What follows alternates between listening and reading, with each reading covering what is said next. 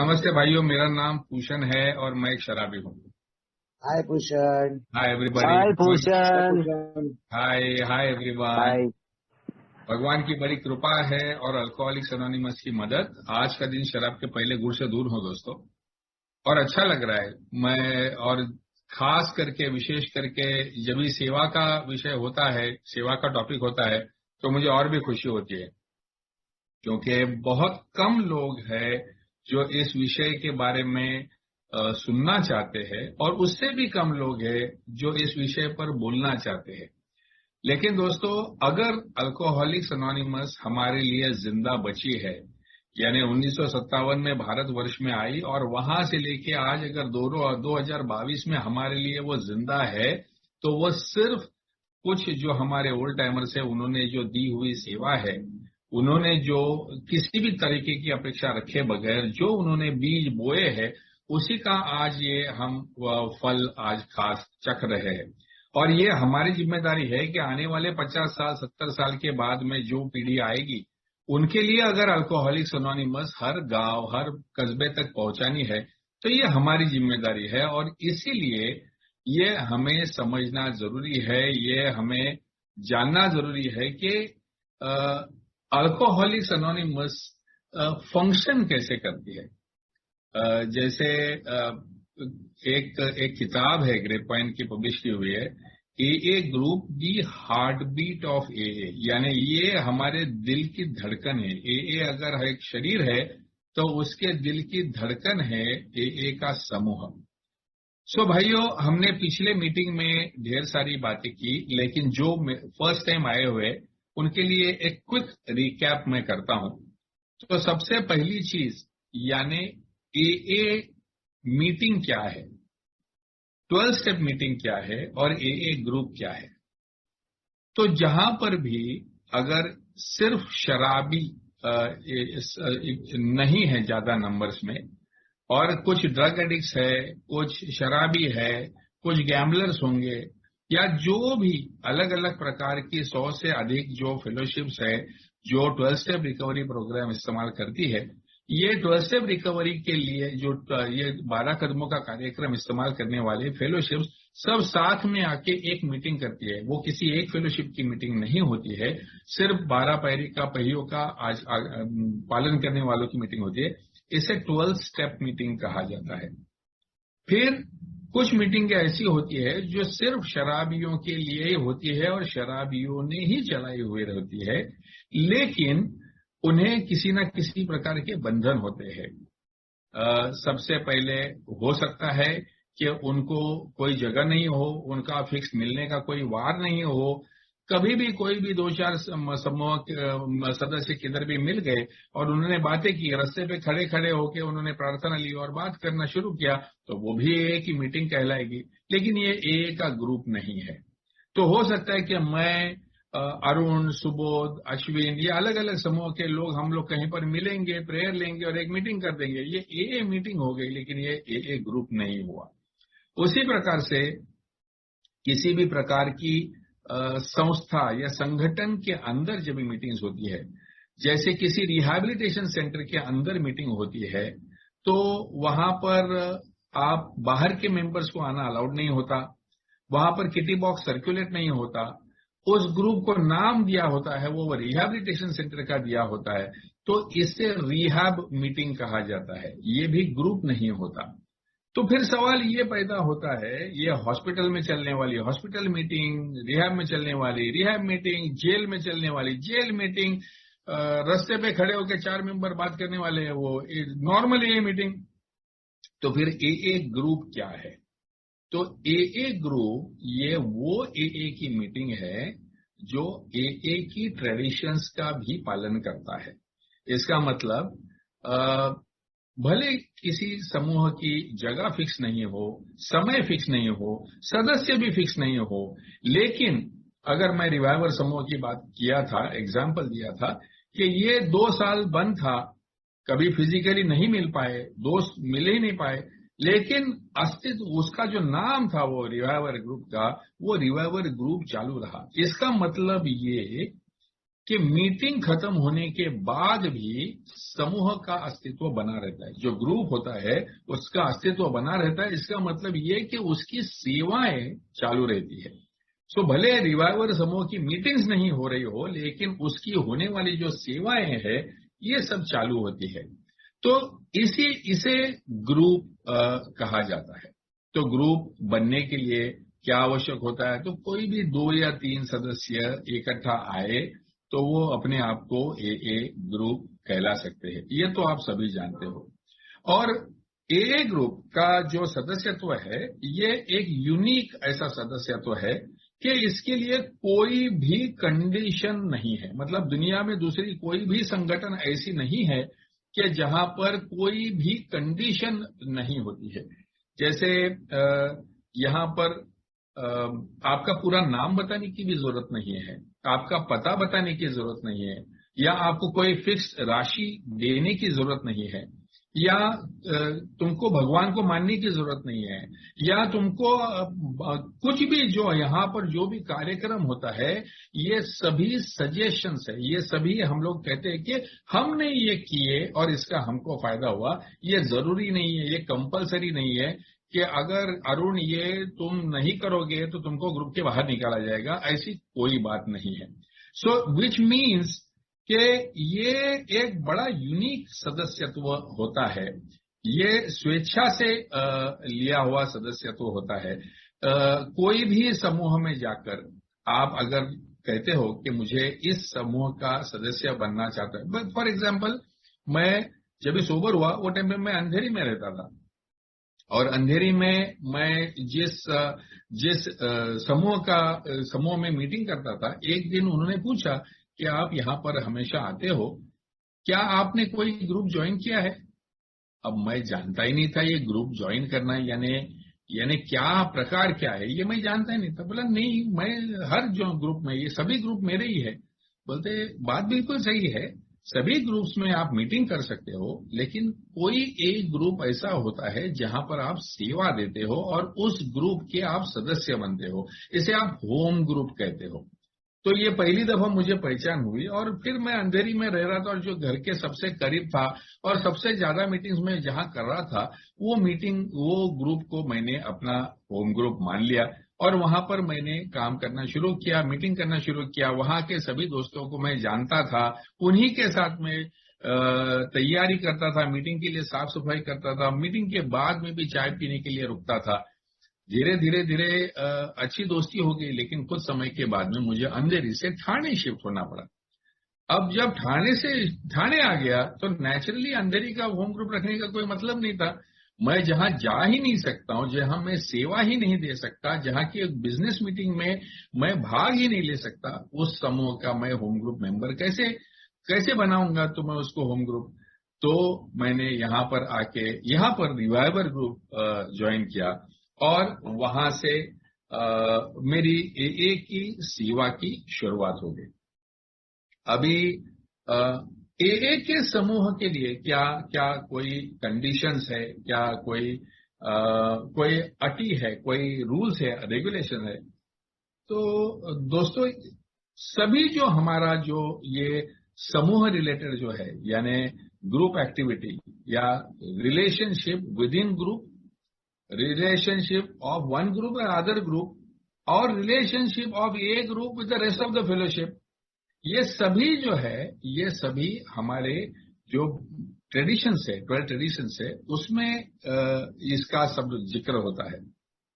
तो अगर आपको सही मायने में समूह को समझना है तो आपको ट्रेडिशंस को समझना है, या जब तक आप सही मायने में समूह को नहीं समझते तब तक आप सही मायने में ट्रेडिशंस को भी नहीं समझ सकते।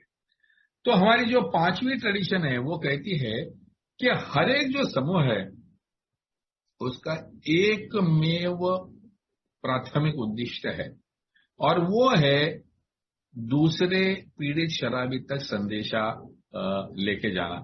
यानी हमारा कोई भी सोशल वेलफेयर ग्रुप नहीं है, हमारा कोई भी करीबी दोस्तों का ग्रुप नहीं है, हमारा कोई भी कि खाली किताब को लेकर बैठने वाला ग्रुप नहीं है। हमारा उद्देश्य है, ये प्राथमिक उद्देश्य है कि हम अपनी मद्य मुक्तता का जो अनुभव है उसे ज्यादा से ज्यादा स्तर पर लोगों को देकर नए जो बीमार व्यक्ति है उन तक ये संदेशा देने का प्रयास करते रहे। सो इसीलिए दोस्तों किसी भी प्रकार का टेम्पटेशन, किसी भी प्रकार का बहकना, किसी भी प्रकार का दूसरी तरफ अगर हम लोग जाने लगते हैं तो हमें तकलीफ होने लगती है। We have to always remember कि हमारा प्राइमरी पर्पस क्या है, हम क्यों यहां पर आए हुए। और कई बार ऐसा होता है कि ये करते समय हमारी जो सबसे हमारा जो नाम है, अपनी फेलोशिप का जो नाम है वो अल्कोहलिक्स एनोनिमस का नाम है, यानी कि हमारा सबसे बड़ा आध्यात्मिक तत्व जो है वो हमारी अनामिकता है।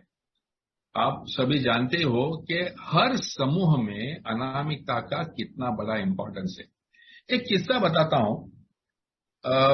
मैं जब भी बहुत बुरी तरह से शराब पी रहा था तभी मेरे माँ बाप मुझे अलग अलग डॉक्टरों के पास लेके जाया करते थे। ऐसे ही ठाणा के एक प्रतिष्ठित होम्योपैथी डॉक्टर थे, उनके पास मुझे ट्रीटमेंट के लेके गए थे और वो लगभग 6-8 महीना साल भर उनकी ट्रीटमेंट मेरे को हो रही थी। ऑब्वियसली बताने की जरूरत ही नहीं है कि मुझे कुछ गुण आया नहीं, मैं वो मेडिसिन भी ले रहा था और दारू भी पी रहा था। उसके बाद में मैं AA में आ गया, मैं रुक गया और जब ये डॉक्टर को पता चला उनको बड़ी खुशी हुई वगैरह, उन्होंने जानना चाहा, मैंने बताया भी। कुछ समय बाद ये डॉक्टर खुद शराबी बन गए, या वो शायद पहले से ही उनका पीना ज्यादा था लेकिन वो उनका एक हद से ज्यादा पीना पड़ गया। और उन्होंने मुझे फोन किया कि अरे भूषण, बोलता है तू वो कौन सी जगह जाता है, मेरा बहुत आजकल हालत बेकार है, मुझे ऐसा हो रहा है, मेरे ये सिम्टम्स है, मेरे को ऐसी तकलीफ हो रही है, डू यू थिंक मेरे को फायदा होगा, मुझे मदद होगी, ऐसा तुमको लगता है? तो आई सेड सर्टेनली डॉक्टर, अगर मुझे हुई, मेरे जैसे शराबी को हुई तो आपको तो डेफिनेटली होगी।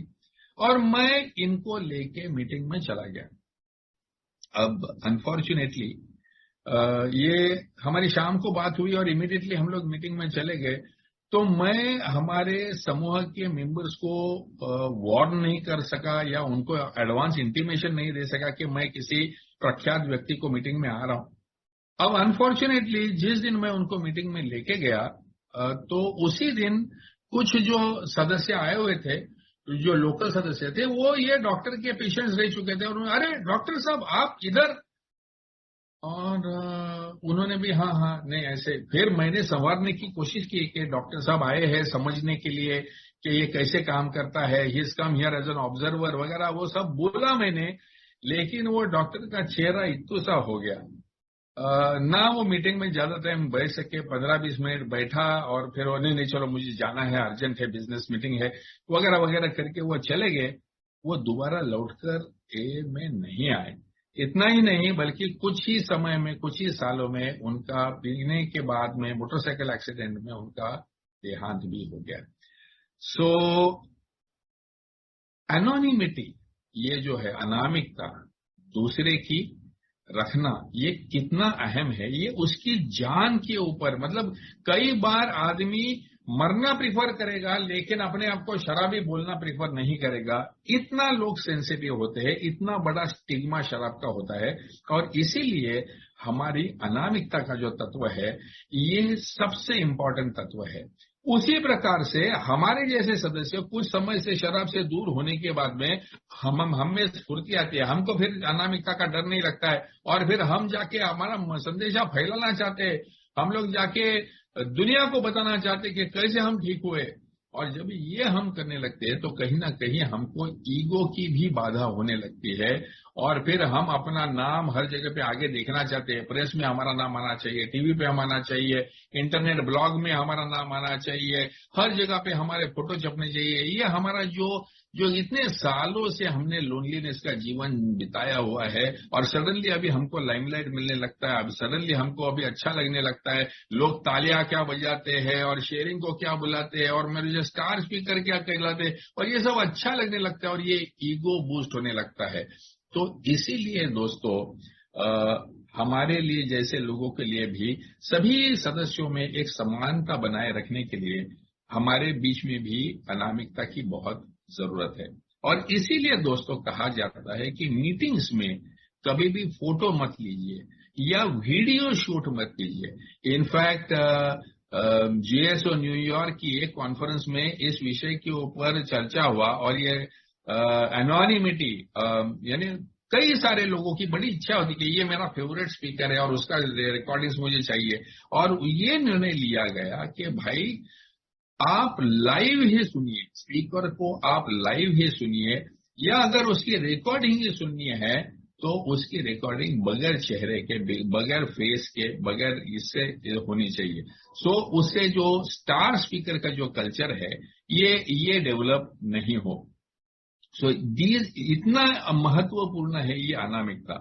इसका मतलब क्या कि कोई भी 3 से 4 सदस्य इकट्ठा आकर ग्रुप बना सकते हैं। वो ग्रुप को कोई भी चाहे मनचाहा नाम दे सकते हैं, लेकिन उसमें भी एक दक्षता आपको बताई है। तो ये नाम देते हुए जिस इंस्टीट्यूट में आपकी मीटिंग हो रही है उसका नाम उसे ना दें। जैसे अभी रिवाइवर समूह की जो मीटिंग है ये हमारी होली क्रॉस कॉन्वेंट स्कूल में होती है, तो हमने होली क्रॉस ग्रुप करके अपने आप को नहीं बोलना चाहिए, क्योंकि फिर उसका मतलब ये होगा कि ये ग्रुप जो है ये होली क्रॉस ने चलाया हुआ ग्रुप है या एफिलिएटेड ग्रुप है विद दिस चर्च, ऐसा उसका नाम मतलब होगा। इसीलिए वो कोई भी कितनी भी सात्विक संस्था क्यों नहीं हो, कितना भी सात्विक संगठन क्यों नहीं हो, उसका नाम हम इस्तेमाल नहीं करते, हम कुछ दूसरा नाम दे देते हैं। तो कोई भी 3-4 सदस्य अभी साथ में आ गए, उन्होंने कोई भी अच्छा नाम ढूंढ लिया, रिकवरी ग्रुप, अस्तित्व ग्रुप, रिवाइवर ग्रुप, नवप्रकाश ग्रुप, कोई भी एक अच्छा सा नाम चुन लिया और फिर उनकी मीटिंग्स चालू हो गई। अभी ये जो समूह है, ये समूह ऐसे दुनिया भर के जो समूह है, ये समूहों के हाथ में पूरी जागतिक सेवा की जिम्मेदारी दी गई है। तो जो हमारे दोस्त नए हैं और उनको कॉन्सेप्ट्स की पहचान नहीं हुए है, तो उनके लिए मैं ये बता दूं कि हमारे जैसे 12 स्टेप्स है रिकवरी के, उसी प्रकार से 12 ट्रेडिशंस है यूनिटी के। यानी हमारी वैयक्तिक सुधारना के लिए हम लोग 12 पायरी का कार्यक्रम इस्तेमाल करते हैं, और हमारे एक दूसरे के रिश्ते और समूह के रिश्ते और फेलोशिप के रिश्ते सुधारने के लिए हम लोग 12 ट्रेडिशंस का इस्तेमाल करते हैं। और इसी प्रकार से जो AA की सेवा जो हम लोग करते हैं, वो सेवा करने के लिए हम लोग 12 कॉन्सेप्ट्स का इस्तेमाल करते हैं।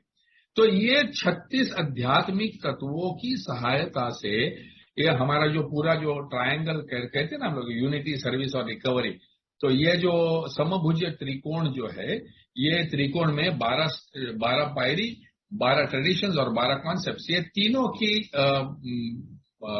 इक्वल इंपॉर्टेंस है हमारे बनाए रखने के लिए, हमारे समूह को बनाए रखने के लिए और अल्कोहलिक्स एनोनिमस का भविष्य बनाए रखने के लिए।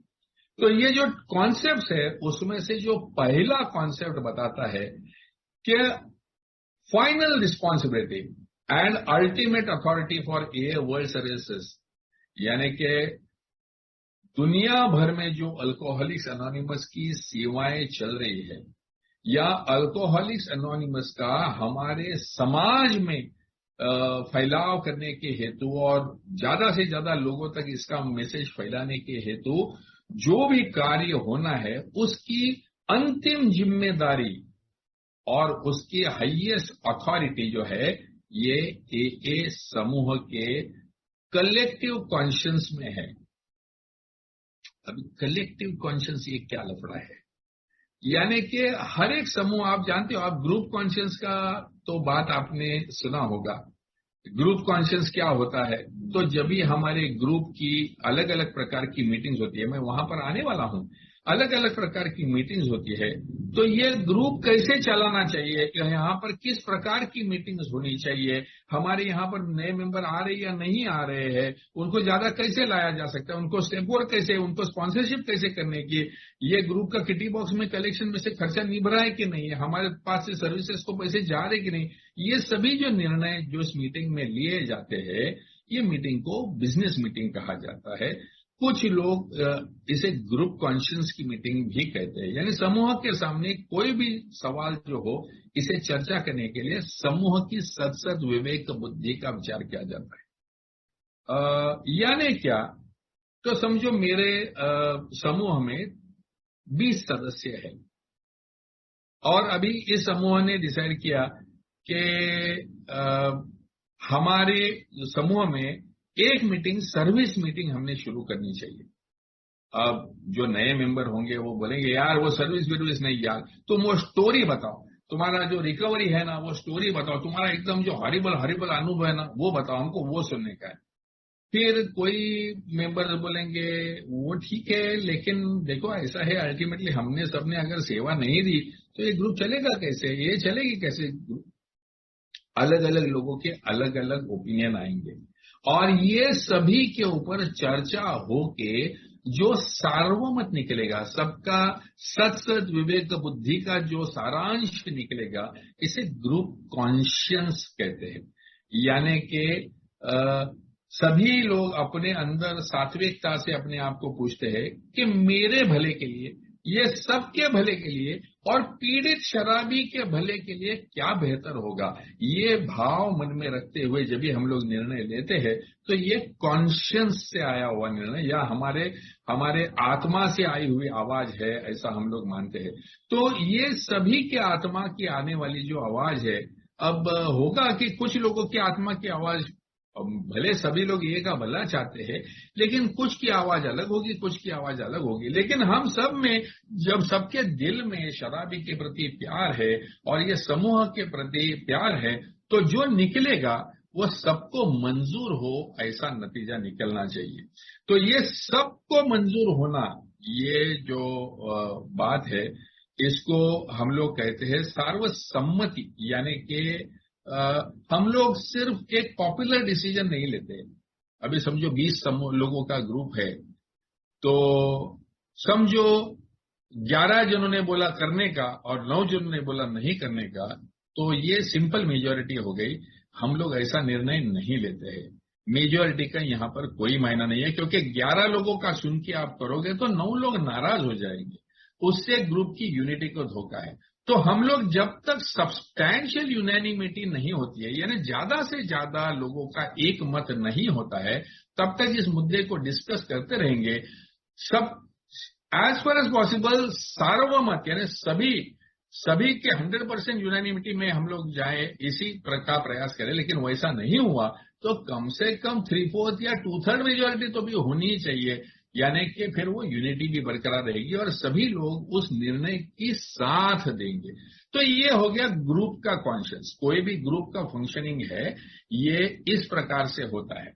अभी हर ग्रुप का कॉन्शियस से वो ग्रुप चलेगा, लेकिन वो हर ग्रुप में से आगे भेजा हुआ एक व्यक्ति होता है, आईजीआर होगा, जीएसआर होगा, उससे अंतर समूह चलेगा या डिस्ट्रिक्ट कमेटी चलेगी, और फिर वो हर अंतर समूह या एरिया कमेटी या डिस्ट्रिक्ट कमेटी से आगे भेजा हुआ डेलीगेट रहेगा, उससे कॉन्फ्रेंस चलेगी, और वो कॉन्फ्रेंस के जो सभी डेलीगेट्स रहेंगे उनमें से कुछ इलेक्ट किए हुए जो रहेंगे, वो जो ट्रस्टीज रहेंगे, वो कमिटी के निर्णय रहेंगे और फिर ट्रस्टीज रहेंगे, और ये सबका मिलके ये जो filtration process of multiple group conscience, यानी ग्रुप लेवल के ग्रुप कॉन्शियंस, फिर इंटर ग्रुप के लेवल के ग्रुप कॉन्शियंस, फिर एरिया लेवल के ग्रुप कॉन्शियंस और फिर नेशनल लेवल के ग्रुप कॉन्शियंस में से जो नतीजा निकला, इसे हम लोग कहते हैं कि this is the collective conscience of our fellowship. यानी पूरे फेलोशिप का जो सात्विक जो निर्णय है, ये फिल्ट्रेशन प्रोसेस में से निकला हुआ है। तो इसकी जो जिम्मेदारी है ये समूह के हाथ में दी गई है। यानी कि दोस्तों, समूह जो है वो अगर अच्छा हेल्दी होगा तो फेलोशिप हेल्दी है। अगर समूह अगर बीमार हो गए तो हमारी फेलोशिप बीमार हो जाएगी। अगर हमारे समूह की रिकवरी बंद हो गई तो फेलोशिप को नए मेंबर नहीं मिलेंगे। अगर समूह में हमारे झगड़े होने लगे या ईगो प्रॉब्लम्स होने लगे या ट्रेडिशंस का उल्लंघन होने लगा, तो पूरी जो फेलोशिप की जो 36 तत्वों पे बंधी हुई ये इतनी बड़ी जागतिक संगठन है, ये कमजोर होने लगेगी। और ये नहीं हो, इसीलिए ये जो ए ग्रुप, जिसको the final voice of the fellowship करके जाना जाता है, इसका हेल्थ जो है ये बहुत इंपॉर्टेंट है दोस्तों। सो इम्पोर्टेंट यानी क्या, यानी आप तो सभी जानते हो कि ए ग्रुप होता है और ए ग्रुप में मीटिंग्स होती है। मीटिंग्स में अलग अलग टॉपिक की मीटिंग्स होती है। एक कोई तो भी आदमी सामने बैठा हुआ रहता है, सेक्रेटरी, वो अलग अलग लोगों को बुलाता है और कुछ लोग शेयरिंग वेयरिंग करते हैं और फिर कोई तो भी एक आधा टॉपिक पे कोई तो भी एक आधा ओल्ड टाइमर वगैरह बात करता है और फिर जाते समय हम लोग उस विचार को लेके जाते हैं, या अलग अलग टाइप की मीटिंग्स होती है, हम लोग उसकी तरफ जाते हैं। खास करके दो प्रकार की मीटिंग्स होती है दोस्तों, एक होती है ओपन मीटिंग और एक होती है क्लोज्ड मीटिंग। तो क्लोज मीटिंग वो होती है जहां पर सिर्फ ए मेंबर्स या सिर्फ वो शराबी जिनको मदद की जरूरत है ऐसे अटेंड करते हैं, ये क्लोज डोर मीटिंग होती है। और ओपन मीटिंग वो होती है जहां पर जो शराबी नहीं है लेकिन इस विषय के बारे में जानने के लिए इच्छुक है, ये भी आ सकते हैं, ऐसे लोग भी यहाँ पर आके बैठ सकते हैं। जैसे कोई सोशियोलॉजी के स्टूडेंट्स रहेंगे, साइकोलॉजी के स्टूडेंट्स रहेंगे, या हमारे फैमिली मेंबर्स रहेंगे, हमारे हितचिंतक रहेंगे, कोई डॉक्टर वॉक्टर रहेंगे, तो ये सभी लोग जो आना चाहते हैं तो ये ओपन मीटिंग में आ सकते हैं। वेयर जो क्लोज मीटिंग जो है ये क्लोज मीटिंग में नहीं आ सकते हैं। तो ऑब्वियसली अगर ये जो मीटिंग्स है ये किस प्रकार की मीटिंग्स चलती है, तो सबसे पहले की जो एक मीटिंग का जो फॉर्मेट जो है, जिसे हमारे यहाँ पर कम इस्तेमाल होता है, लेकिन जहां छोटे ग्रुप्स होते हैं वहां पर खास करके आपने देखा होगा ऐसे राउंड सर्कल में बैठते हैं लोग और फिर वो डिस्कशन करते हैं। यानी कोई तो भी एक आधा लीडर होता है या आज की मीटिंग के लिए कोई चेयर होता है, वो ओपन करता है मीटिंग को और फिर टॉपिक डिसाइड करते हैं। जैसे कैरेक्टर डिफेक्ट्स हो या एंगर हो या फियर हो या ग्रैटिट्यूड हो या सोब्राइटी हो, अलग प्रकार के टॉपिक जो है वो एक एक टॉपिक के ऊपर यहाँ पर डिस्कशन होता है। तो डिस्कशन में हर एक मेंबर को उसका ओपिनियन देने की सुविधा होती है। वैसे ही हर एक मेंबर को सवाल पूछने का ये रहता है। कुछ मेंबर्स शायद कहीं से कोट करके उस कोट के ऊपर बात करेंगे। तो अलग अलग टॉपिक्स लेके आके ये डिस्कशन करना, नॉर्मली ये जो छोटे ग्रुप्स है यहाँ पर इस प्रकार की ज्यादा चर्चाएं होती है। फिर दूसरी होती है जिसको स्पीकर मीटिंग कहते हैं। तो स्पीकर मीटिंग यानी किसी एक वक्ता को अनुभव कथन के लिए बुलाया जाता है।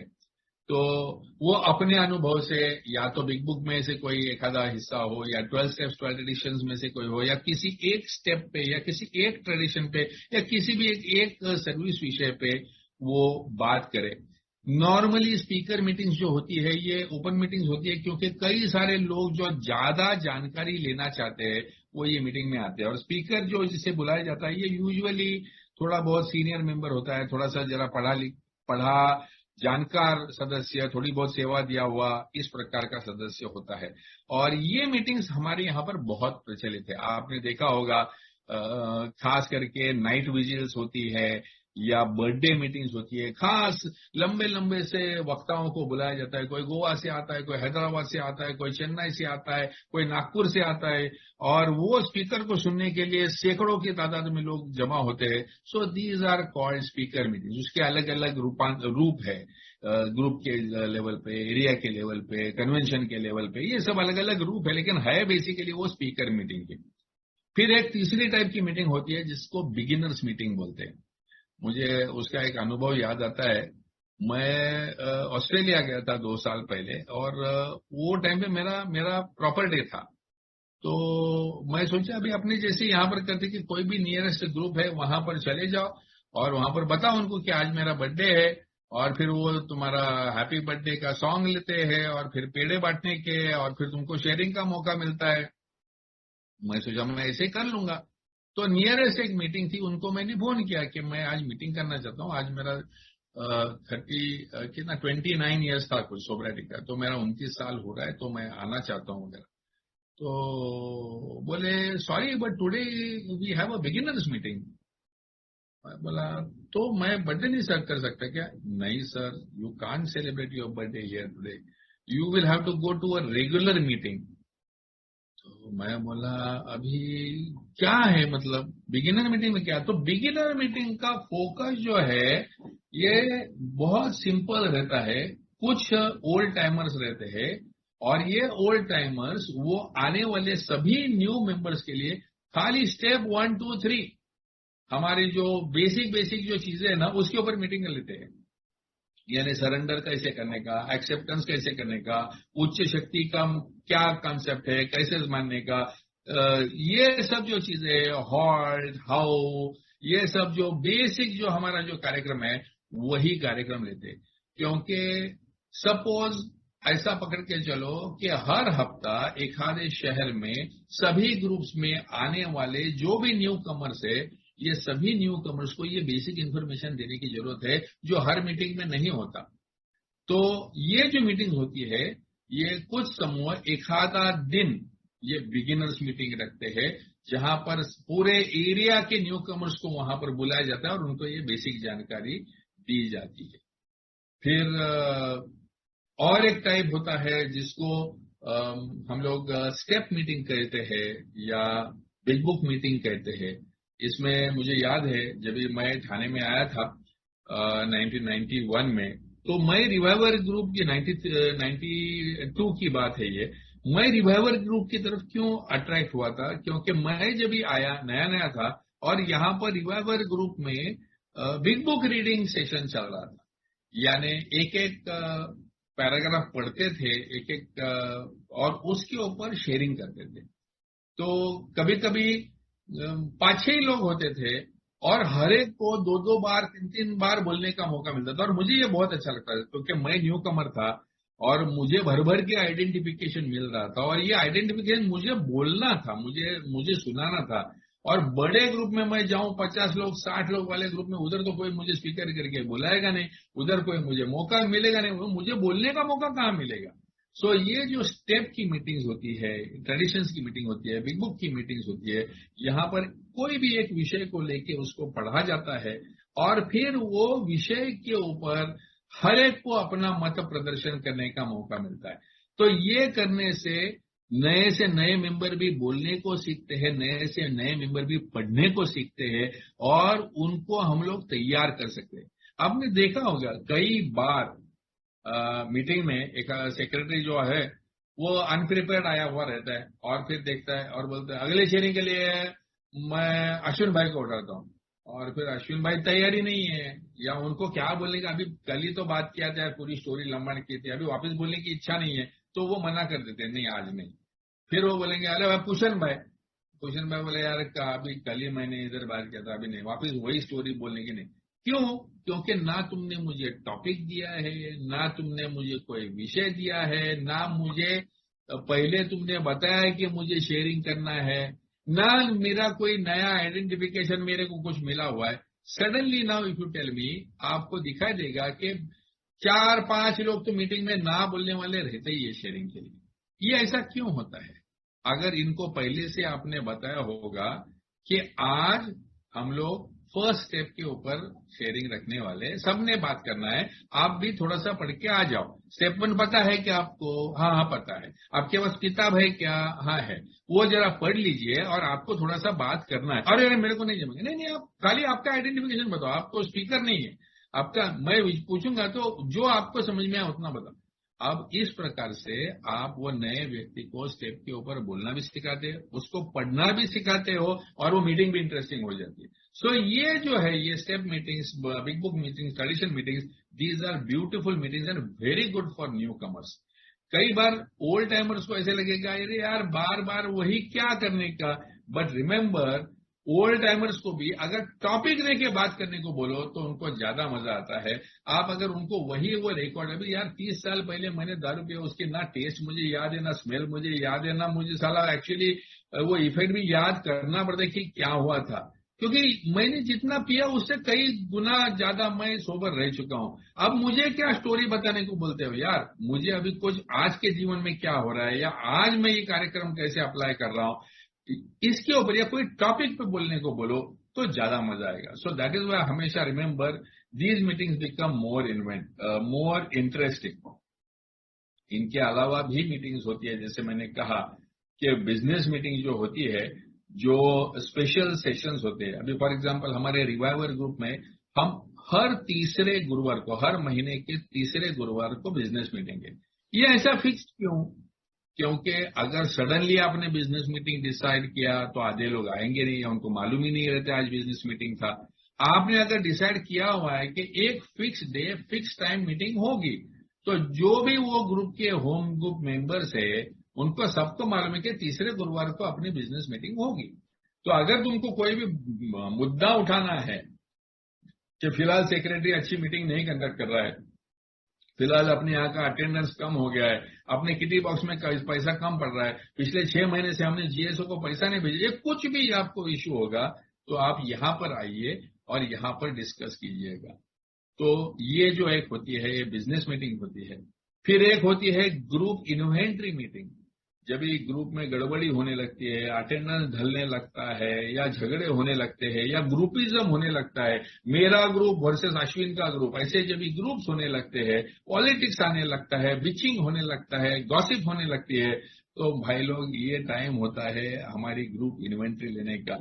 अगर आप सभी लोगों ने एक ग्रुप पैम्पलेट पढ़ा ही होगा, अगर नहीं पढ़ा है तो वो देख लीजिए। उसके अंत में ग्रुप इन्वेंट्री के कुछ सवाल दिए हुए हैं, तो सभी सदस्य एक साथ में बैठते हैं और ये सवालों के ओपनली एकदम मतलब दिल से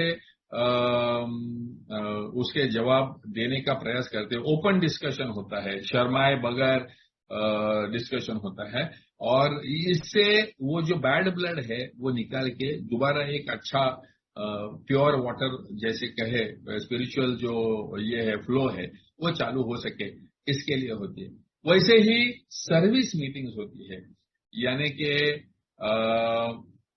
बहुत कम ग्रुप ऐसे हैं जो सेवा के बारे में अपने मेंबरों को इंफॉर्मेशन मिलने के लिए मीटिंग प्लान करते हैं, और इसी वजह से दोस्तों लोग सेवा में आगे आते नहीं है। आपने अगर देखा होगा, आप किसी भी एक मेंबर को रुकाओ, उसको पूछो भाई तेरे दिल में ग्रेटिट्यूड है क्या ए के बारे में, तो हर एक व्यक्ति यही बोलेगा कि बहुत, मेरी जान बच गई, मेरी नौकरी बच गई, मेरे बीवी बच्चे सब ठीक ठाक है, ये सब का कारण है ये है। तो आपकी ग्रेटिट्यूड व्यक्त करने के लिए आप सेवा करोगे क्या? हाँ हाँ हाँ बोलो ना, कहाँ जाना है, क्या करना है। लेकिन आप अगर उसको इन्फॉर्मेशन पूछो, अच्छा चलो मुझे बताओ कि भाई इंटर ग्रुप सेक्रेटरी का रोल क्या, गई विकेट। अच्छा छोड़ो इंटर ग्रुप सेक्रेटरी छोड़ो, अपने ग्रुप के ट्रेजरर का रोल क्या, या अपने ग्रुप में सेक्रेटरी का रोल क्या। अब सडनली उसको मालूम नहीं है क्योंकि हमने उसको दिया नहीं है, हमने उसको इंफॉर्मेशन दी ही नहीं है। So if you don't give information you will not be able to prepare people ready for service. दोस्तों, अगर अपने समूह को वाइब्रेंट बनाने का है तो अपने को उनको सिखाना पड़ेगा कि ये धंधा क्या है, ये जो ग्रुप चलाना यानी क्या है, ये अपने को उनको सिखाना पड़ेगा। So let us look at the basic service structure of A group.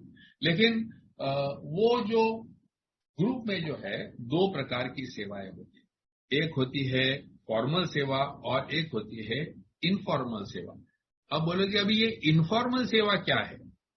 तो इनफॉर्मल सेवा जैसे कि हमारे मीटिंग रूम को साफ सुथरा रखना, या टाइमली आके वहां पर बैनर स्पिनर्स हैंग करना, या ब्लैक बोर्ड के ऊपर कुछ स्लोगन्स वगैरह रखना, या कुछ पोस्टर्स लाके रखना, या बेंचेस वेंचेस अरेंज करना, ये जो है ये इनफॉर्मल सेवा है। कोई भी आता है, कोई भी करता है। पहले हमारे जब स्मोकिंग मीटिंग्स हुआ करती थी तभी एस्ट्रेज विस्ट्रेज अरेंज करना, साफ सफाई करना या चाय बांटना, ये सब जो चीजें हैं ये सब इनफॉर्मल सेवा है।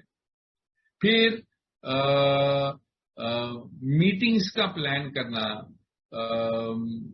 अलग अलग इवेंट्स का प्लान करना, group anniversary meeting, birthday meetings, ये सब करना। फिर अपने किटी बॉक्स को घुमाना, वो कलेक्शंस आना, उसका हिसाब किताब रखना। फिर ए का कॉन्फ्रेंस अप्रूव्ड लिटरेचर है, पैम्पलेट्स है, बुक्स है, इसकी उपलब्धि समूह के सदस्यों को करा के देना। मीटिंग के दौरान चाय कॉफी पिलाना। इनफैक्ट मैं बताना चाहूंगा, अपने यहाँ पर ये बहुत कम होता है लेकिन बहुत जरूरी है।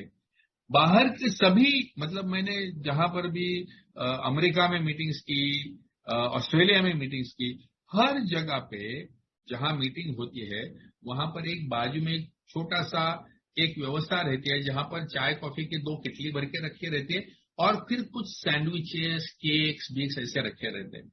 क्योंकि दोस्तों कई सारे लोग ऑफिस में से डायरेक्टली मीटिंग को आते हैं, ये भूखे रहते हैं और इफ यू आर हंग्री, तुम्हारा ध्यान नहीं रहता है वो मीटिंग में, तुम ये कभी खत्म होता है और मैं कभी बाहर निकलता है और कभी घर पे जाता हूं, ऐसे होता है और उसके वजह से अटेंडेंस भी कम हो जाता है। लेकिन अगर आपके यहाँ पर सैंडविचेस है या कुछ ना कुछ अगर खाने के लिए, भले चाय और बिस्किट भी क्यों नहीं हो, तो कई सारे ऐसे लोग रहते हैं जिनके जॉब नहीं रहते या उनको दिन भर में कुछ नहीं खाने को मिला हुआ रहता है, कम से कम उस अपेक्षा से, या वो चलो आएंगे 1-2 सैंडविच खाएंगे और फिर मीटिंग सुनेंगे यार, तो फिर 1.5 घंटे की मीटिंग भी हुई तो प्रॉब्लम नहीं है। सो दीज आर थिंग्स जो हमने जरूर ये करनी चाहिए। तो ये अरेंज करना, रिफ्रेशमेंट्स वगैरह अरेंज करना, फिर मीटिंग लिस्ट वगैरह बांटना, या अगर किसी ने अगर नया मेंबर आया होगा तो उसके साथ बैठ के बातें करना, उसको एक ही जानकारी देना, उसको बेसिक स्टोरी बताना, ये सब जो है ये सब इनफॉर्मल सेवाओं में आता है। लेकिन there are certain formal positions, यानी जैसे हम लोग बोलते हैं कि एक समूह का भी एक सर्विस स्ट्रक्चर होता है। तो ये सर्विस स्ट्रक्चर जो है ये हमारे यहाँ पर बहुत कमजोर अवस्था में है दोस्तों। यहाँ पर हम लोग थोड़ा सा फोकस करने की जरूरत है। तो सबसे पहली बात, यानी अपने यहाँ पर स्टीयरिंग कमेटी की संकल्पना नहीं है। ज्यादातर सभी जो बड़े जो ग्रुप्स है और जहां पर बड़े, मतलब ये वेस्टर्न कंट्रीज वगैरह है, हर एक समूह की एक स्टीयरिंग कमेटी होती है। ये जो कमेटी होती है ये यूजुअली एक्स ऑफिस बेरर्स होते हैं। यानी समझ लो अभी मैं पुराना ट्रेजर रह चुका हूं, सेक्रेटरी रह चुका हूं, या एक पुराना मेंबर रह चुका हूं और मुझे इस ग्रुप के हित की इंटरेस्ट है और मैं चाहता हूं कि ये ग्रुप आगे जाके बहुत बड़ा काम करे या बेहतर काम करे। अगले साल में हमारी रिकवरी इतनी बढ़नी चाहिए, हमारी मेंबरशिप इतनी बढ़नी चाहिए, हमारे यहाँ पर अच्छे अच्छे प्रोग्राम होने चाहिए।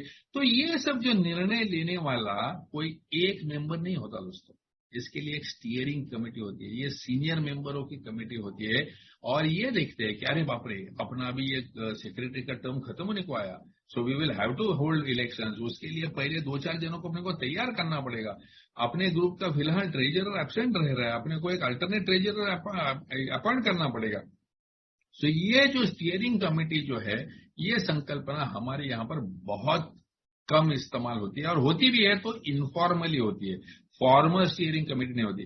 ये स्टीयरिंग कमेटी के जो मेंबर्स होते हैं ये भी एक्चुअली इलेक्टेड मेंबर्स होते हैं। बाकी के बिजनेस मीटिंग में लोग डिसाइड करते हैं कि भाई ये 4, अगर छोटा ग्रुप है तो 3 से 5 मेंबर्स की स्टीयरिंग कमेटी होती है, अगर बड़ा ग्रुप है, अगर 50-60 मेंबर वाला ग्रुप है तो 10-12 लोगों की स्टीयरिंग कमेटी होती है। इनमें कुछ लोग कभी 6-6 महीने का रोल रिवर्सल होता है, कुछ 1 साल के बाद में करते हैं।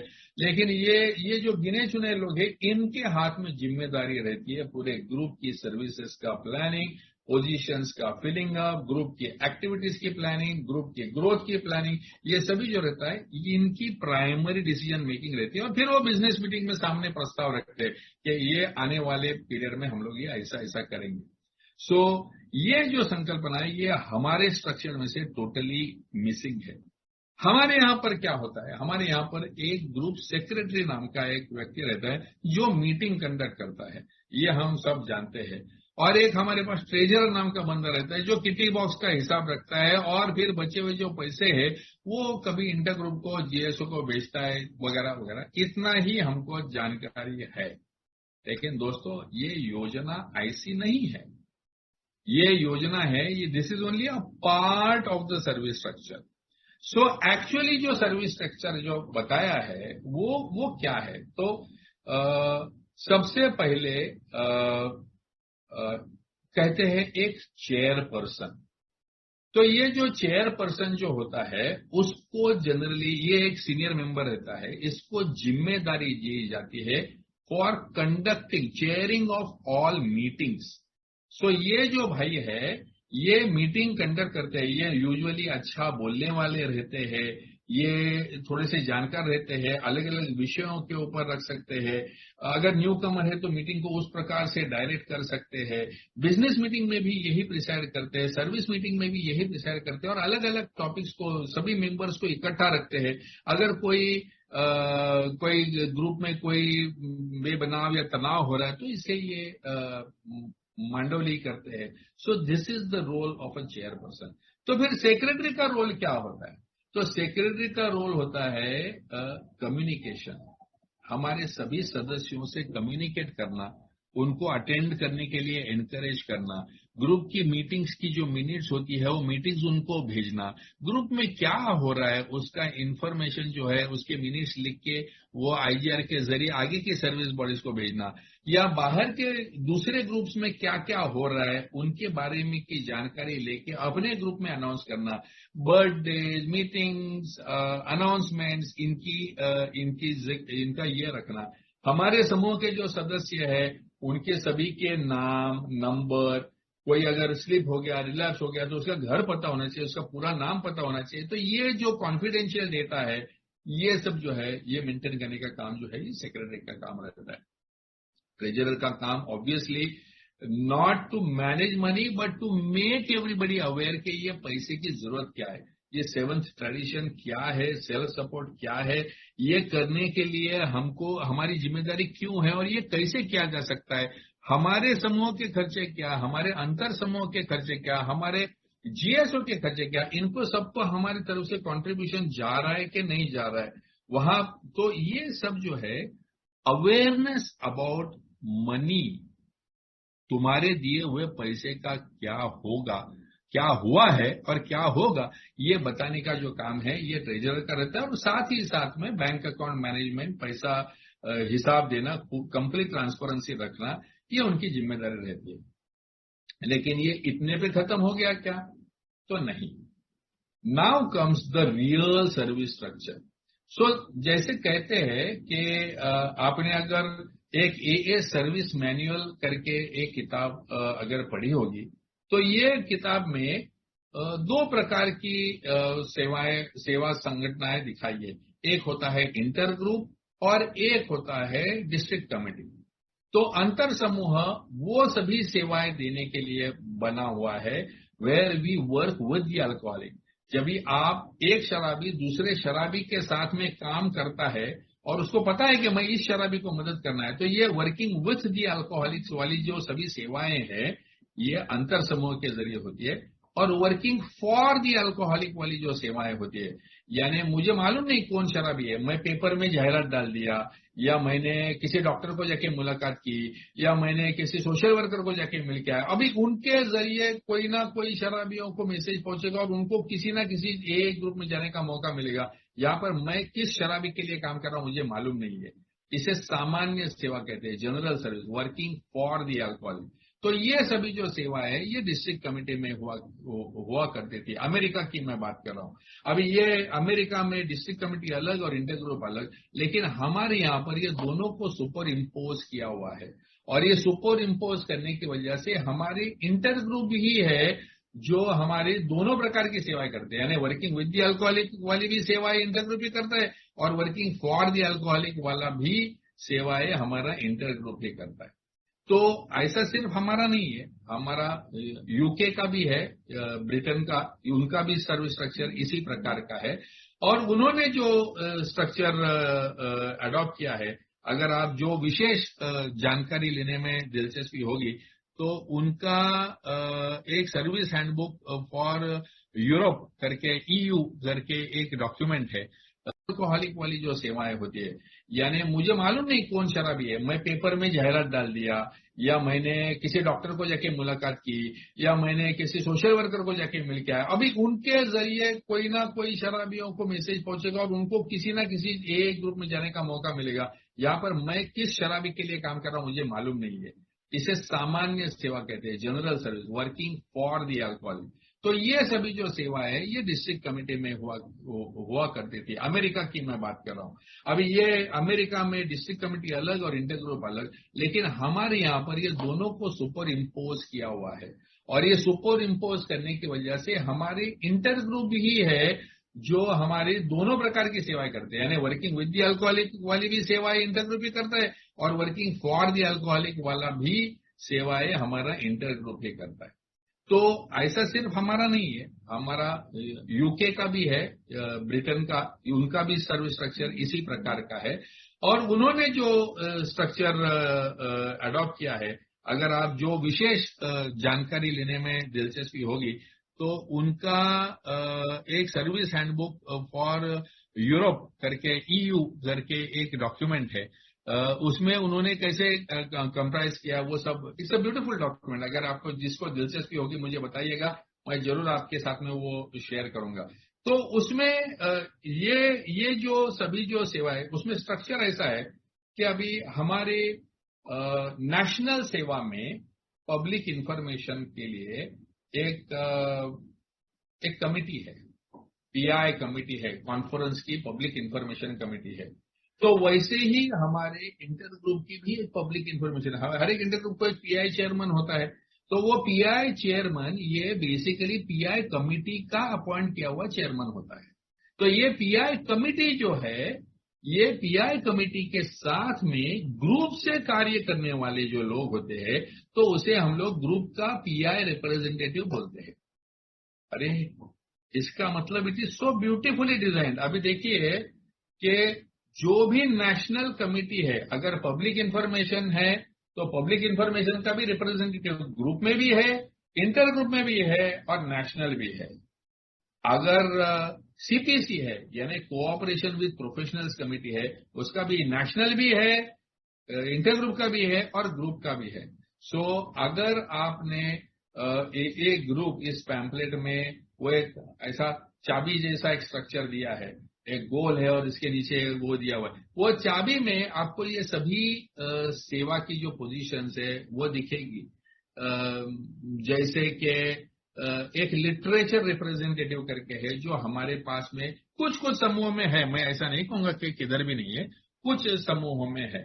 तो जो कॉन्फ्रेंस अप्रूव्ड लिटरेचर है वो पूरा का पूरा हमारे समूहों में उपलब्ध करा के देना, फिर वो किताबें हो या पैम्पलेट्स हो या फिल्म्स हो या वीडियोज हो या जो भी साहित्य है वो सभी उपलब्ध करा के देना, ये भी एक पोजीशन होती है। या हमारा जो नेशनल मैगजीन होता है, अपने भारतवर्ष का नेशनल मैगजीन है द 12th स्टेप मैगजीन, तो ये मैगजीन का सब्सक्रिप्शन लेना यानी हमारे सभी सदस्यों को एनकरेज करना कि भाई आप ये अपना मैगजीन है, इसको सब्सक्राइब करो और अपनी स्टोरीज ये मैगजीन के लिए भेजो। तो अपने यहाँ से कंटेंट भेजना और उनके यहाँ का सब्सक्रिप्शन लाना, ये करने के लिए भी हमारा एक रिप्रेजेंटेटिव होता है। वैसे ही HNI यानी हॉस्पिटल्स एंड इंस्टीट्यूशंस, ये अमेरिकन कॉन्सेप्ट है, लेकिन हमारे यहाँ पर हम लोग ट्रीटमेंट फैसिलिटीज बोलते हैं या करेक्शनल फैसिलिटीज बोलते हैं। तो ट्रीटमेंट फैसिलिटीज यानी क्या, तो हर एक एरिया के नियर बाय एक कोई ना कोई रिहैबिलिटेशन सेंटर्स रहते हैं। अभी थाना के अगल बगल में आप देखोगे तो 5-6 बड़े बड़े रिहैबिलिटेशन सेंटर्स है। तो हमारे समूह का, रिवाइवल ग्रुप का, ये 5-6 रिहैबिलिटेशन सेंटर्स के साथ संबंध होना चाहिए, क्योंकि वहां से जब भी डिस्चार्ज होंगे पेशेंट तो उन्होंने उनको AA में भेज देना चाहिए। तो उसके लिए हमको जाके वो रिहैब सेंटर से दोस्ती करनी पड़ेगी, उनके लिए वहां पर जाके कुछ सेशंस कंडक्ट करने पड़ेंगे, या उनकी जो अंदर की मीटिंग जो होती है वो मीटिंग को जाके कभी कभी स्पीकर करके जाना पड़ेगा, बाहर के स्पीकर अरेंज करना पड़ेगा, वहां के जो पेशेंट्स हैं उनसे दोस्ती करनी पड़ेगी।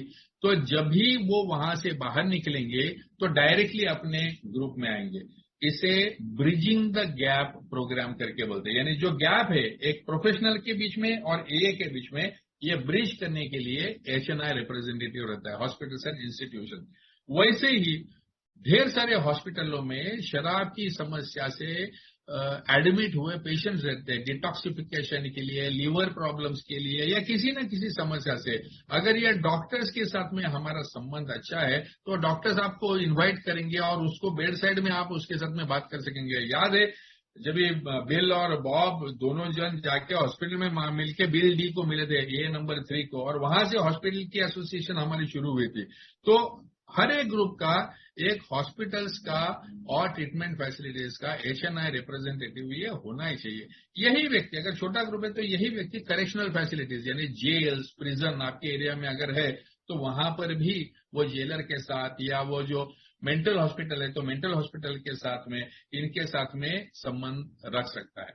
तो ये हर समूह में इस प्रकार का व्यक्ति हम अपॉइंट करते हैं। अगर छोटा समूह होगा तो एक ही व्यक्ति ये तीनों करेगा, अगर बड़ा समूह है तो हम 1, 2, 3, 4 ऐसे लोग इनके लिए रखेंगे। क्यों इतने लोग, क्यों? क्योंकि दोस्तों हर एक मेंबर का सेवा करना ये अधिकार है, और ये अधिकार आप उसको नहीं दोगे तो वो बहुत जल्दी कंटाल जाएगा, वो बोर हो जाएगा। ओके, अल्कोहलिक्स एनोनिमस में जो नया नया मैं आया और तभी आपने मुझे बचाया, तभी जो मेरा जो ग्रेटिट्यूड था, ये उत्साह था, ये मुझे एक्शन में डालने का मौका तो दो, मुझे सर्विस का अपॉर्चुनिटी तो दो। अगर मेरे में स्किल है फाइनेंस का तो मुझे ट्रेजरर बनाओ, अगर मेरे में स्किल है एडमिनिस्ट्रेशन का तो मुझे सेक्रेटरी बनाओ, अगर मेरे में स्किल है मैं थोड़ा सा एल्डरली हो और सबको संभालने का तो मुझे चेयरपर्सन बनाओ, अगर मैं बोल बच्चन हो तो मुझे पब्लिक इंफॉर्मेशन बनाओ, अगर मुझे रिहैब सेंटर में से आया हूं तो मुझे HNI बनाओ। सो ऐसे हर एक व्यक्ति, हर एक सदस्य जो मेरे यहाँ पर आया हुआ है, हमारे समूह का है, तो जो स्टीयरिंग कमेटी है वो बैठ के सोचती है कि भाई अपने इतने सारे सदस्य है, हर एक को किसी ना किसी प्रकार का मौका मिलना चाहिए सेवा करने का, हर एक के ऊपर कुछ ना कुछ जिम्मेदारी होनी चाहिए, तो ही उसको आने का मोटिवेशन रहेगा, नहीं तो वो मीटिंग में नहीं आएगा। क्या वो बार बार जाने का और वही पूछन को सुनने का, यार साले में 10 साल हो गया उसी को सुन रहा हूं। तो ये अगर बोर्डम आपको नहीं चाहिए तो आपको लोगों को सेवा में इन्वॉल्व करना पड़ेगा, और वो सेवा में इन्वॉल्व करेगा। अभी वो ग्रुप की लेटर से PI कमेटी में काम करने के बाद, PI रिप्रेजेंटेटिव करके काम करने के बाद में उसका नेचुरल इंटरेस्ट बनता है कि चल ना यार इंटर ग्रुप के PI कमेटी के साथ में काम करो, और फिर वो इंटर ग्रुप के बाद में वो बोलेगा यार R11 में साला अभी मालवण में वो कुछ करने जा रहे हैं और वो दापोली में कुछ करने जा रहे हैं, चल ना यार वो भी एरिया में कुछ कर दो। फिर धीरे धीरे बोलेगा यार वो नेशनल PI कन्वेंशन होने जा रहा है उधर जबलपुर में, मैं उधर भी जाऊंगा। तो automatically that person gets cultivated, वो जो आदमी है उसका इंटरेस्ट बढ़ता है, जितना इंटरेस्ट ज्यादा उतना सीखने का मौका, जितना सीखने का मौका उतना और इंटरेस्ट, और फिर वो एक एक लाइन में प्रोफिशिएंट बनते जाता है, एक्सपर्ट बनते जाता है, और फिर वही आदमी आगे जाके नए लोगों को पब्लिक इंफॉर्मेशन में स्पॉन्सरिंग भी करेगा। नाउ थिंक अबाउट इट, अगर मेरे समूह के, अच्छा कई सारे ये जो चार्ट में नहीं है, ऐसी भी कई सारी सेवाएं आपको अमेरिकन ग्रुप्स में देखने को मिलेगी। वहां पर एक सर्विस है जिसको ग्रीटर बोलते हैं, यानी एक कोई तो भी सीनियर मोस्ट मेंबर जो है उसको वो पोजीशन देते हैं, उसको दरवाजे में खड़ा रहने का, और जो भी व्यक्ति आता है उसका स्वागत करने का। अरे नमस्ते अश्विन भाई, वेलकम, बहुत दिन के बाद में देखा, good good good to see you, आइए आइए। फिर हो सकता है जो बैठा हुआ जो चेयरमैन है वो शायद नहीं जानता होगा इसको, तो फिर मैं जाके चेयरमैन को बोलता हूँ कि भाई ये वो रिवाइवर ग्रुप से अश्विन भाई आए हुए हैं, देखो उनको शेयरिंग का मौका दो। या मैं उनको पूछता हूं, अरे अश्विन भाई आज बहुत दिनों के बाद आए हो, कोई खास बात? फिर अश्विन बोले हाँ आज मेरा प्रॉपर डे है, आज मेरा बर्थडे है, ऐसा है। Okay okay. फिर वो जो ग्रीटर है वो जाके चेयरमैन को सूचना देता है कि भाई ये आए हुए, ये सदस्य आए हैं, इस गांव से आए हुए, ये नए नहीं है, ये पुराने सदस्य है और इनका आज प्रॉपर डे है, इसके लिए आए हुए। तो वो जो ग्रीटर है वो ग्रीटर वेलकम भी करता है, उससे आने वाले हर सदस्य को एक एक्सेप्टेंस की भावना, यानी वाह वाह वाह मुझे स्वीकारा, मुझे पहचान दिखाई, ये भी एक फीलिंग रहता है उसको। और दूसरा यानी जो जो जो मीटिंग चलाने वाला व्यक्ति है उसको भी जानकारी होती है कि भाई आए हुए लोग कौन है, कौन बहुत दिन के बाद में आए हुए, कौन हमेशा रहे, कौन, यानी थोड़ी सी जो जानकारी जो एक मीटिंग को चलाने के लिए थोड़ा सा इंटेलिजेंस लगता है वो भी उसको मिल जाता है। सो ये एक पोजीशन होती है। फिर वहां पर कई सारे ग्रुप में जो है वो स्पॉन्सरशिप सामने से दी जाती है। It was such a beautiful experience दोस्तों। मैं मेलबर्न में ऑस्ट्रेलिया में एक मीटिंग में गया था और ये मीटिंग खत्म होने के बाद में वो जो सेक्रेटरी थे उन्होंने पहले पूछा कि how many people are there in this group जिन्होंने अभी तक स्पॉन्सर लिया नहीं है। और एक 5-6 जने खड़े हुए, दे वर ऑल न्यू मेंबर्स, तो सभी नए नए मेंबर्स थे। तो उनको एक साइड में बुलाया और फिर बोला how many people are there today willing to give sponsorship. और एक 8-10 लोग खड़े हो गए, यानी ये जो पुराने सदस्य थे जो अभी स्पॉन्सरशिप देना चाहते हैं, ऐसे 8-10 लोग खड़े हो गए। और फिर उन्होंने बाहर निकाला और वो जो 5-6 लेना चाहते थे और ये 8-10 जो देना चाहते थे उनको बोला कि आप एक दूसरे के साथ बात करिए and you find your sponsor today. आज आप स्पॉन्सर लिए बगैर घर नहीं जाओगे। And I said what a wonderful idea यार। अपने यहाँ पर सोचिए कि आने के पहले हफ्ते के अंदर ही ग्रुप ने ही आपको स्पॉन्सर दे दिया, तो आपने ये AA का फुल फॉर्म क्या है, अल्कोहलिक्स एनोनिमस का स्पेलिंग समझने के पहले आपको स्पॉन्सर मिल गया होगा और आपके कार्यक्रम की शुरुआत हो गई होगी, आपकी बिग बुक की पहचान हुई होगी। So these are some of the things that we must do my friends. ये जो सेवाएं है ये हमने अपने यहाँ पर एकदम जरूर करना जरूरी है। अब थोड़ा सा मैं क्विकली मुड़ता हूं, जो अगली 10-20 हुए हैं, एक क्विकली एक हाईलाइट टच करता हूं कि जो ये हमारे समूह की बाहर की जो सेवाएं हैं, यानी ये समूह सेवाएं जो हमने बात की वो सभी समूह के अंदर की सेवाएं है, लेकिन अभी मेरे समूह में क्या चल रहा है ये हमारे समूह का कॉन्शियस लेके आगे की सेवा लेके जाने का ये जो पोजीशन है हमारे यहाँ पर, इस पोजीशन को IGR इंटर ग्रुप रिप्रेजेंटेटिव करके बोलते हैं। ऐसे ही जो डिस्ट्रिक्ट कमेटी में जो जाते हैं उनको GSR यानी जनरल सर्विस रिप्रेजेंटेटिव के नाम से जानते हैं, लेकिन हमारे IGR और GSR मिला के एक ही प्रकार का काम करते हैं। तो उनका जो काम है वो बेसिक काम क्या है? तो उनका काम है कि जो हमारी या तो इंटर ग्रुप या डिस्ट्रिक्ट कमेटी की या जो भी ग्रुप के बाहर की सेवाओं की मीटिंग होगी, असेंबलीज होगी, ये मीटिंग्स को इन्होंने अटेंड करना। नो, अभी फॉर एग्जांपल आज की हमारी ये R11 की मीटिंग है, इसमें कितने IGRs मौजूद है? शायद बहुत कम। क्यों? क्योंकि वो IGRs को मालूम ही नहीं है कि ये मीटिंग में उनको जाना है। क्यों?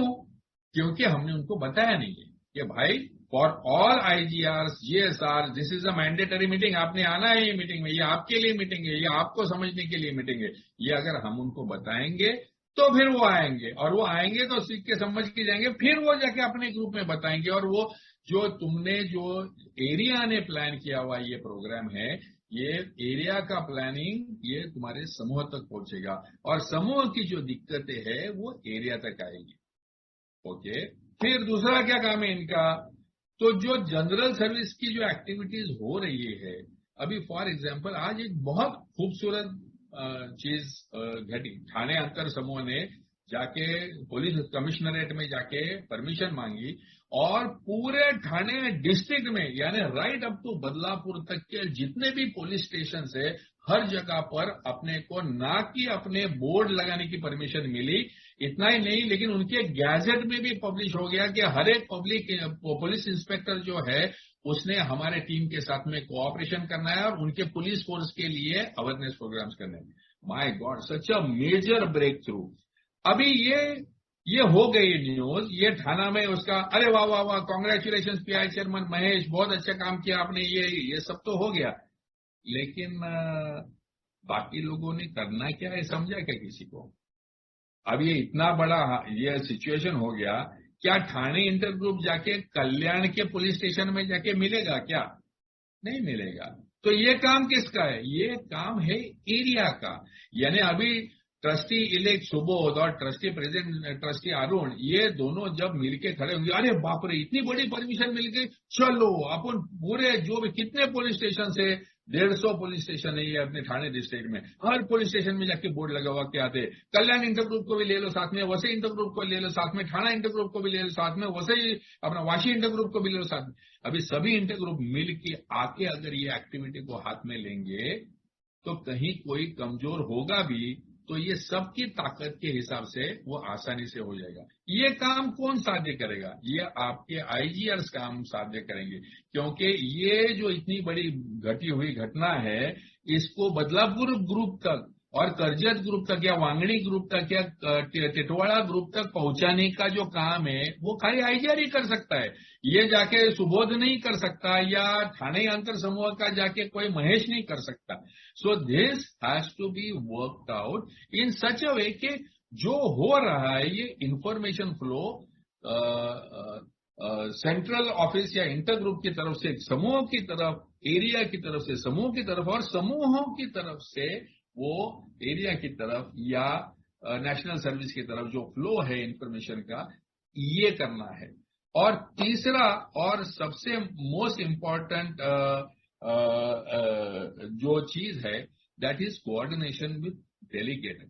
यानी अगर आपके समूह में कोई सुझाव है, लेट अस से ठाणे अंतर समूह अभी ए कम्स ऑफ एज ये किताब का जो पुणे में ट्रांसलेशन किया था मकरंद ने, वो ट्रांसलेशन को अडॉप्ट करके उसको पूरा करेक्शन करके कॉन्फ्रेंस के सामने फाइनल डॉक्यूमेंट सबमिट करने का उन्होंने जिम्मेदारी 1 साल पहले ले लिया।